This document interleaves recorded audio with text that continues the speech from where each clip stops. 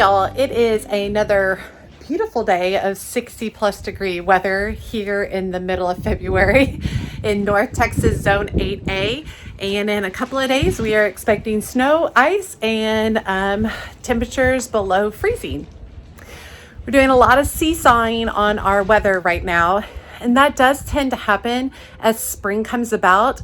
The issue we've had this year in this area regarding winter weather is it's been seesawing since November. We haven't really gotten a steady, just nice cold weather for several weeks at a time. So it'll be interesting to see how all our plants do in the spring, because some of them need that wintertime, that consistent temperatures below 50, that type of thing. So we'll see. But today I'm going to be doing a couple of things. I am going to be starting some new seeds. So I'm going to be seed blocking. I'll pop up the photos of the different types of seeds I'm starting. And then also I am going to be pruning perennials and some annuals. As always, make sure you hit that subscribe button and that notification bell so you know when my latest videos are up. And make sure you drop me a comment. What is going on with your winter weather in your area? Are you living in craziness like me and it's 65 degrees out and you're in short sleeves? Are you living in below zero temperatures? Are you hovering between freezing and being able to plant? What is going on with the weather in your area? Okay, I'm going to be working in some of the beds today. I'm going to be pruning back such this lemon balm. You can see the new growth below. Pruning back some of these Sweet William. See how they're doing. I do have some weeding I need to do. I'll have a video coming up soon where I'll be showing you how I prune my roses. And let's see, on this bed over here, just have some weeds to pull up. Snapdragons have done well in this area. Definitely already have daffodils coming up. I'm going to prune back a little bit on some of these scabiosas. Probably going to pull out this black-eyed Susan. Not really in love with it anymore. And then we're going to go to the front and do some work as well. Okay, so now when I am pruning perennials at this time, I typically wait until the last couple of weeks of February to prune my perennials. I leave them as is throughout the rest of the winter. And then when I go to prune them for the new spring, I only prune them about half to 2/3 of the way down. I still leave a little bit of their structure in there in case we get more freezes. I don't prune them all the way to the ground. That's just worked really well for me in the past. I know a lot of people have different philosophies regarding pruning perennials. Some people prune them as soon as they get their first freeze all the way to the ground. And I've done that in the past and had some healthy plants come back. But this new way where I prune 50% to, 66% of the plant come the last couple of weeks of February has worked really, really well. As for annuals, all my annuals are dead right now.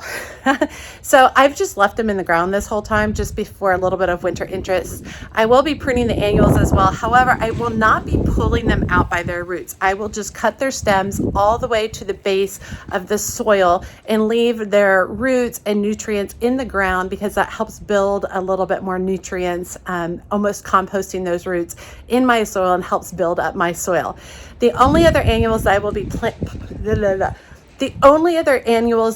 pruning today that are actually still in bloom are my violas and my pansies, and I'm basically just going to be pruning off any of their dead flowers. So I'm going to be deadheading them, and that will help boost them another round of blooms.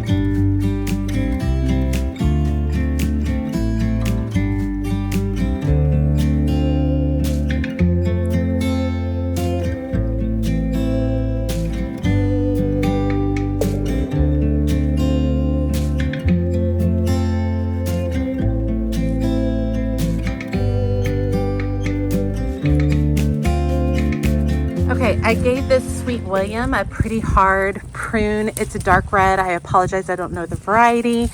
It had some long, scraggly pieces that were trying to grow off of really weak stems.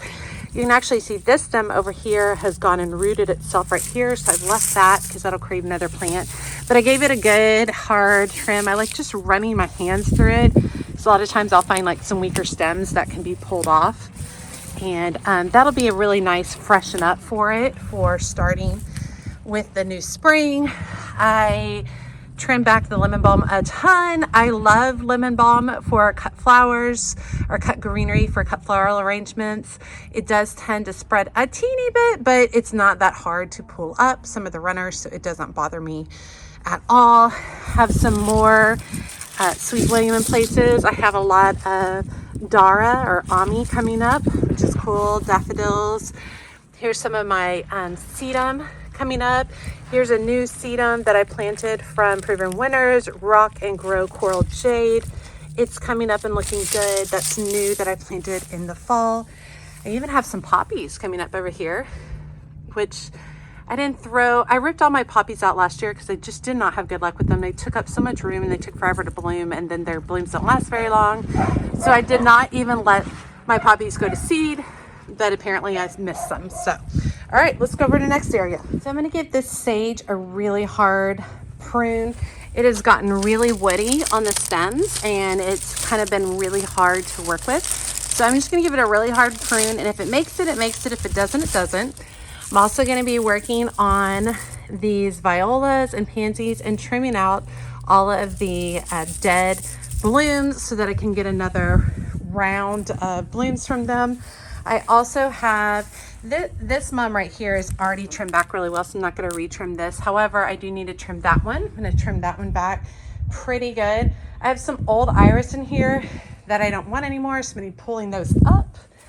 Do have a lot of hellebore in bloom, which are just beautiful, looking really, really good. Definitely have a lot of things here that I'm probably just going to pull most of that out. Maiden hair fern needs to be cut back all the way to the ground. I will be trimming my bushes once all the freeze is over, but you can see the freeze damage they got this year on the tips. This dianthus needs to be cleaned out just a little bit, so I'll be pulling out the dead patches of that. And then I do definitely still have some mums over here, Dusty Miller, that need to be cut all the way back. All right, let's get going.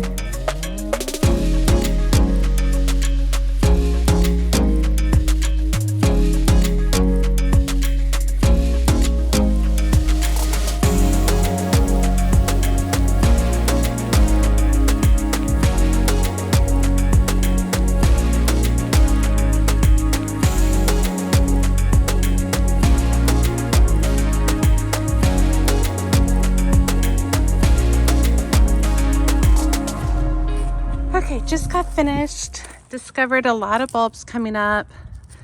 A lot of daffodils. Super pretty. I forget what these are. I think everything's looking in really good shape.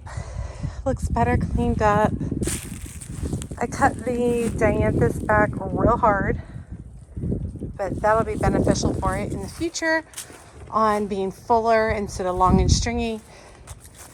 Cut all of the maiden hair back real hard.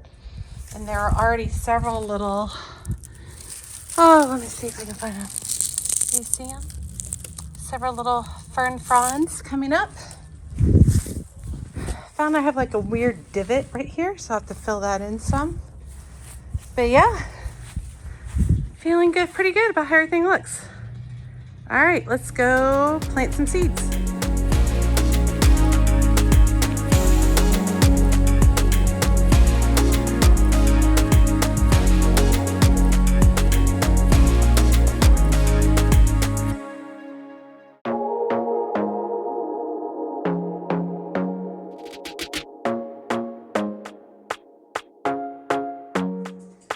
Okay, I got a lot ready to go today. One of my tags fell over, but I got purple ruffles basil, cardinal basil, Russian statice, Chinese forget-me-not. I did another round of tomatoes and peppers. I did Scabiosa, a Beaujolais bonnet, Scabiosa Fama White. I did 3 different types of foxgloves. One was a mixed, one was a foxy mix, and one was apricot beauty. And then over here is, I can't remember. Oh, China Aster, apricot China Aster. And then way down here, I did 2 different types of thistle, blue glow and star frost. So one is blue and one is white. I also did 3 different types of snapdragons, Costa Silver Snapdragon, Potomac Lavender Snapdragon, and Madam Butterfly Red Snap. It's windy, y'all. Okay, I tried out a couple of new sewing methods. I did not put them on video for you guys because I don't know if they work yet. I'm guessing. If they end up working, I'll do a whole video on it, show you what I'm going with. It's a method where I'm trying not to use the soil blocks. Trying a little bit of a different approach because my hands hurt from making all the soil blocks. That's literally where I'm at. So I'm looking at a method that's a little bit easier for me to do. And if it works out, I'll show you guys. Hope you guys enjoyed today's video. As always, she's a mad gardener or decorator or anything else that she wants to be. Thanks, y'all.